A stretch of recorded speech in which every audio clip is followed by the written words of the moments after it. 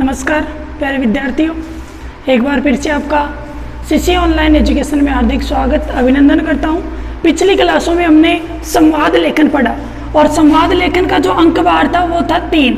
आज की क्लास में हम शुरू करने जा रहे हैं व्याकरण का पॉइंट प्रत्यय, और प्रत्यय का जो अंकवार है वो है 4।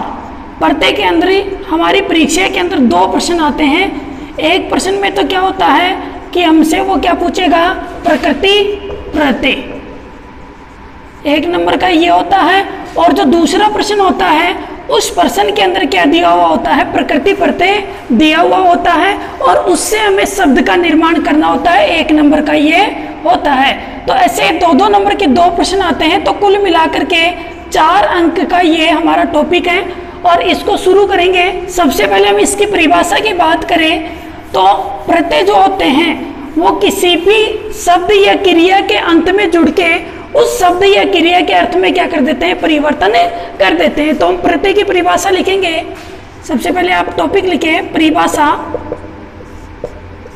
परिभाषा लिखेंगे। साथ साथ वे शब्दांश जो किसी धातु या शब्द के अंत में जुड़कर उसी धातु या शब्द के अर्थ में परिवर्तन कर देते हैं, प्रत्यय कहलाते हैं।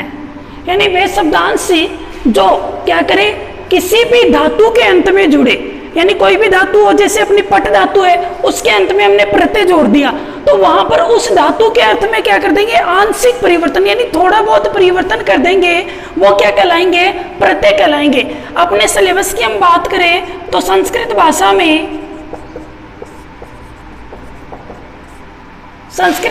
में मुख्यतः प्रत्यय 3 प्रकार के होते हैं। यदि हम अपने सिलेबस की बात करें या संस्कृत भाषा की बात करें तो मुख्यतः कितने प्रकार के बताए, प्रत्यय 3 प्रकार के। कौन कौन से प्रत्यय हैं बात करेंगे हम। पहला प्रत्यय अपना कृति प्रत्यय, दूसरा तद्धित प्रत्यय और तीसरे प्रत्यय अपने सिलेबस में जोड़ रखे हैं स्त्री प्रत्यय।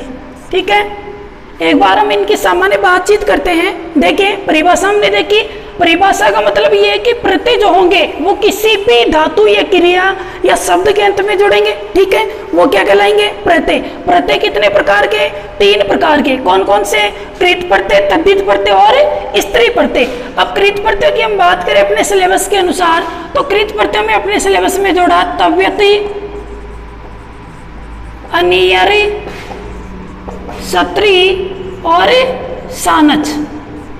ठीक है, उसके बाद में तद्धित प्रत्ययों में अपने सिलेबस में जोड़ा मतुपी, इन, ठकी, तावी और तल। उसके बाद में स्त्री प्रत्ययों में अपने सिलेबस में जोड़ा टाप और नीप। ठीक है, प्रत्यय की हम सामान्य बातचीत करते हैं तो कृत प्रत्यय देखिए सबसे पहले आता है अपना कृति, तद्धित और स्त्री प्रत्यय। अब कृत प्रत्यय किसे कहेंगे, कृत प्रत्यय के लिए ये कहा कि जहां पर ये प्रत्यय किसके साथ जुड़े, क्रिया के साथ, यानी वे प्रत्यय जो क्रिया के साथ जुड़े वो कौन से प्रत्यय कहलाएंगे, कृत प्रत्यय। यानी तव्यत, अनियर, सत्री और सानच, इन प्रत्ययों को हम कहाँ जोड़ेंगे, धातु के साथ। जैसे ये धातु के साथ जुड़ेंगे तो ये प्रत्यय कौन से कहलाए, कृत प्रत्यय। उसके बाद में तद्धित प्रत्यय। तद्धित प्रत्ययों का प्रयोग जो है वो क्रिया, विशेषण या जो संज्ञा शब्द हैं उन संज्ञा शब्दों के साथ या विशेषण जो शब्द हैं उन शब्दों के साथ इन प्रत्ययों का प्रयोग किया जाता है। तद्धित प्रत्यय किसे कहेंगे, यानी वे प्रत्यय जो सर्वनाम, विशेषण या जो संज्ञा शब्द है उन शब्दों के साथ जुड़े वो कौन से प्रत्यय कहलाएंगे, तद्धित प्रत्यय। स्त्री प्रत्ययों की मैं बात करूं तो पुल्लिंग शब्दों को स्त्रीलिंग में बदलने के लिए, जो पुल्लिंग शब्द है उनको स्त्रीलिंग में परिवर्तित करने के लिए स्त्री प्रत्ययों का प्रयोग करते हैं। अपने सिलेबस में कौन सा स्त्री प्रत्यय है? टाप और नीप। ठीक है, अब देखिए हम प्रश्न की बात करें, अपना जो बोर्ड का एग्जाम का पेपर होता है उसके अंदर एक प्रश्न तो यहाँ से पूछा जाता है 1 नंबर का। ठीक है, एक प्रश्न यहाँ से होगा और एक प्रश्न यहाँ से होगा, 2 नंबर का यहाँ से होगा और 1 नंबर का यहाँ से होगा। कुल मिलाकर के इसके जो अंक बार है वो 4 है। ठीक है, सबसे पहले हमने देखा परिभाषा।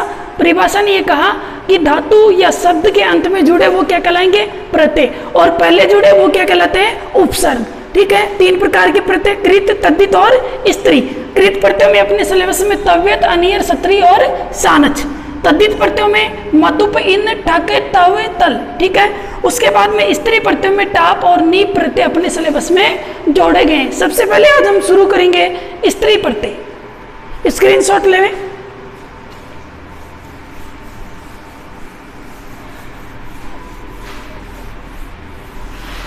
सबसे पहले आप टॉपिक डालें स्त्री प्रत्यय।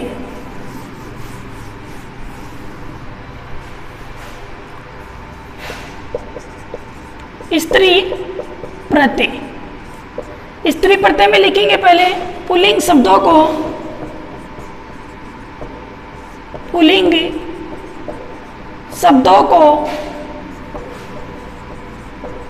स्त्रीलिंग में बदलने के लिए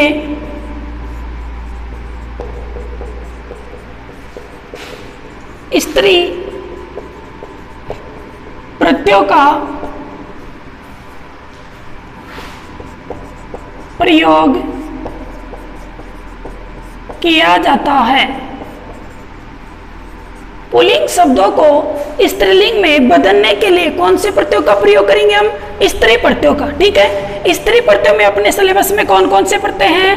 टाप और नीप। तो सबसे पहले आप टॉपिक डालेंगे टाप प्रत्यय। ठीक है, टॉपिक डालें टाप प्रत्यय। अब देखिए टाप प्रत्यय की मैं सामान्य आपसे बात करता हूं तो देखिए हमारा प्रत्यय है टाप। टाप के अंदर एक सूत्र आएगा चूटू और एक सूत्र आएगा हलंत्यम। लिखना नहीं इन दोनों को, केवल आपको समझना है इनको, वैसे अपने सिलेबस में इतनी गहराई में नहीं जोड़ रखा है। टाप प्रत्यय के अंदर ही 2 सूत्र आए अपने चूटू और हलंत्यम। चूटू ने तो ये कहा कि जो टाप प्रत्यय के अंदर जो ट है उसकी इसने कौन सी संज्ञा की? इत संज्ञा। और उसके बाद में सूत्र आया हलंत्यम। हलंत्यम ने ये कहा कि जो अंत में हल वर्ण है कौन सा? प, उसकी कौन सी संज्ञा की इसने? इत संज्ञा। ठीक है, उसके बाद में एक सूत्र आया तस्य लोप है। तस्य लोप ने ये कहा कि जिनकी आपने इत संज्ञा की है, इत संज्ञा किस किस की की हमने?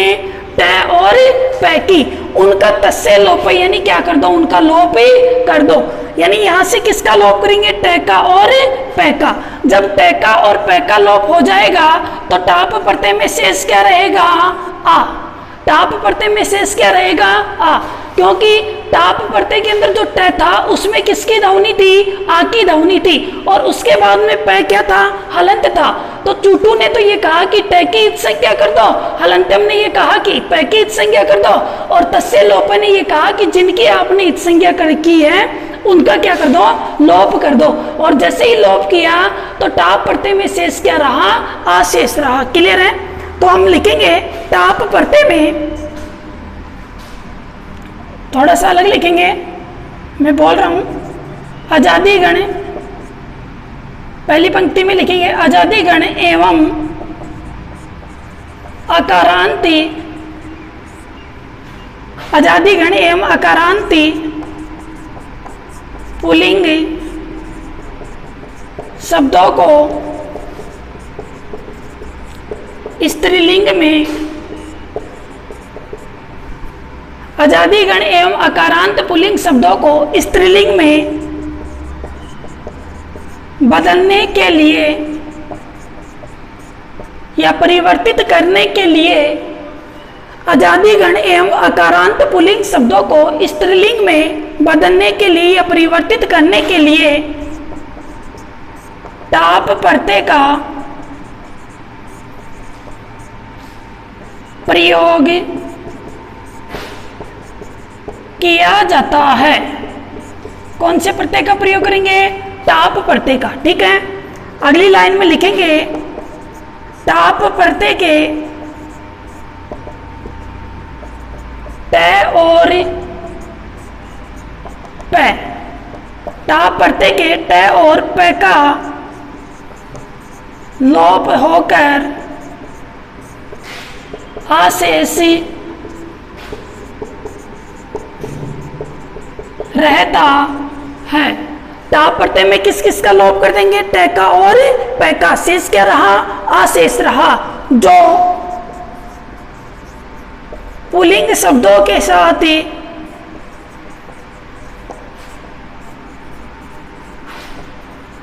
पुल्लिंग शब्दों के साथ सीधा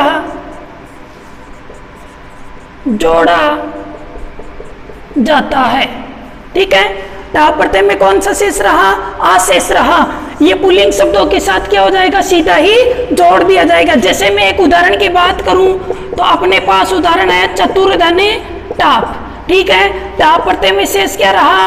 आ। अब चतुर के साथ किसको जोड़ देंगे? आ को। रूप क्या बन जाएगा? चतुरा। तो पुल्लिंग शब्दों के साथ टाप प्रत्यय का क्या जोड़ेंगे? आ जोड़ेंगे। और जैसे ही हम उसके साथ आ जोड़ देंगे तो वो कौन सा रूप हो जाएगा? स्त्रीलिंग का रूप हो जाएगा। क्लियर है? स्क्रीनशॉट ले। उदाहरण हम देखते हैं, एक एक क्रम से लिख लिया होगा आपने। ध्यान रखने वाली बात यही है कि जहां पर भी शब्द के साथ टाप प्रत्यय आएगा वहां हम उस पुल्लिंग शब्द के साथ क्या जोड़ देंगे? अंत में आ जोड़ देंगे। बस इतना ही कार्य करना है। जैसे ही आपको टाप प्रत्यय दिखाई दे वहां क्या जोड़ दो? आ जोड़ दो। जैसे उदाहरण की मैं बात करूं तो अज धन टाप, अज धन टाप। अब देखो अज, यहाँ टाप में शेष क्या रहा? आ।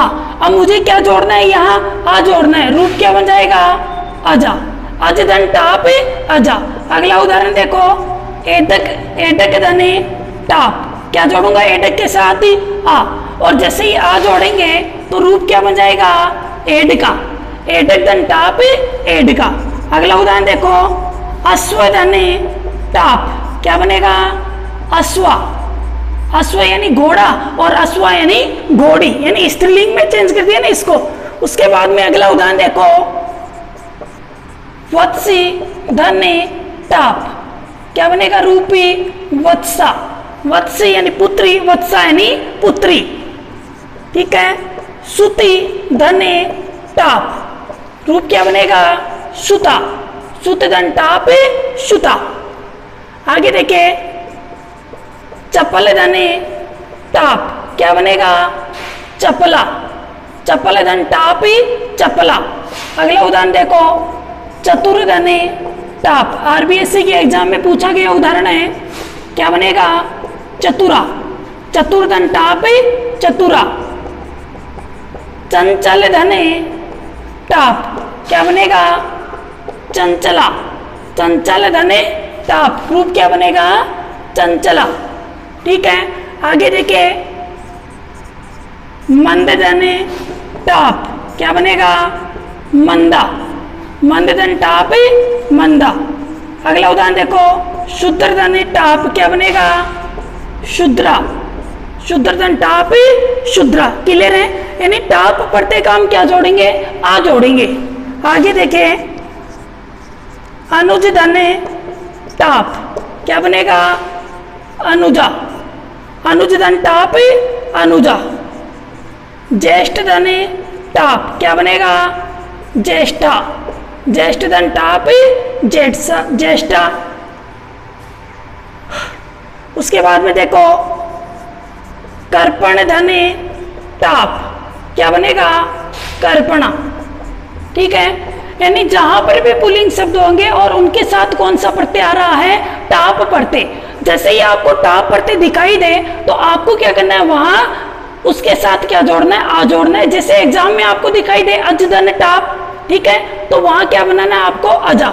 यानी शब्द के अंत में क्या जोड़ना है? आ जोड़ना है। जैसे ही आप शब्द के अंत में आ जोड़ दोगे वहां अपना जो नंबर है वो क्लियर हो जाएगा, अपना जो उदाहरण है वो सही हो जाएगा। ठीक है, उसके बाद में टाप प्रत्यय में एक नियम और आता है।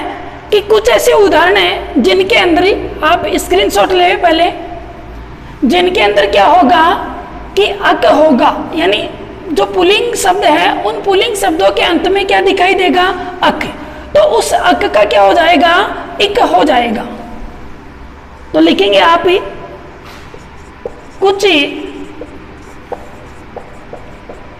पुल्लिंग शब्दों के अंतिम अक के स्थान पर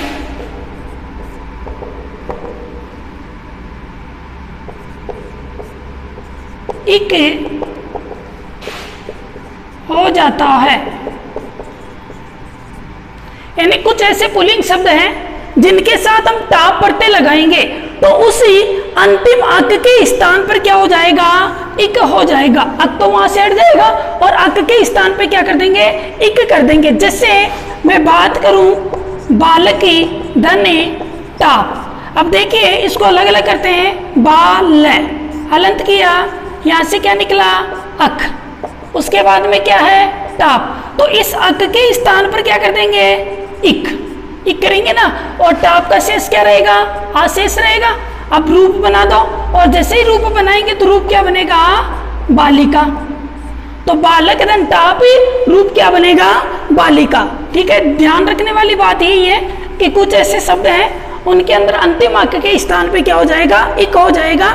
जैसे बालक धन टाप, बालिका।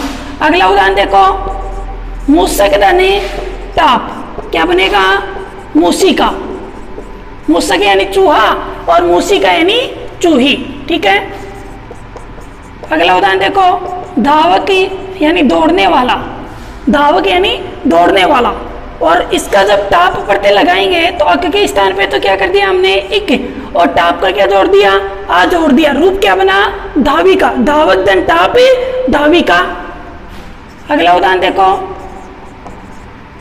शिक्षक धने टाप, क्या बनेगा, शिक्षिका। शिक्षक धन टाप, शिक्षिका। अगला उदाहरण देखो, अध्यापक धने टाप, क्या बनेगा, अध्यापिका। अध्यापक धन टाप, अध्यापिका। नायक धने टाप, क्या बनेगा, नायिका। नायक धन टाप, नायिका। गायक धन टाप, क्या बनेगा, गायिका। गायक धन टाप, गायिका। पाठक धने टाप, क्या बनेगा, पाठिका। परिचारक धने टाप, क्या बनेगा, परिचारिका। परिचारक धन टाप, परिचारिका। सूचक धने टाप, क्या बनेगा, सूचिका। सूचक धन टाप, सूचिका। लेखक धने टाप, क्या बनेगा, लेखिका। लेखक पुल्लिंग हो गया और लेखिका क्या हो गया, स्त्रीलिंग। ठीक है, कारक धने टाप, क्या बनेगा, कारिका। कारक धन टाप, कारिका। मामक धन टाप, क्या बनेगा, मामिका। मामक धन टाप, मामिका। तो कुछ ऐसे शब्द हैं वो पुल्लिंग के जिनके अंत में आपको क्या दिखाई देगा, अक दिखाई देगा। और जैसे ही वहां अक दिखाई देगा तो उस अक के स्थान पर हम क्या कर देंगे, इक कर देंगे। और टाप प्रत्यय का वही नियम रहेगा, क्या जोड़ेंगे, आ जोड़ेंगे। ठीक है, तो नियम हमने ये पढ़ा, टाप प्रत्यय पढ़ा आज। और टाप प्रत्यय ने ये कहा कि पुल्लिंग शब्दों को स्त्रीलिंग में बदलने के लिए टाप का क्या जोड़ेंगे, आ जोड़ेंगे। जैसे हमने उदाहरण बनाया, अश्वधन टाप, अश्वा। एडक धन टाप, एडका। वत्सधन टाप, वत्सा।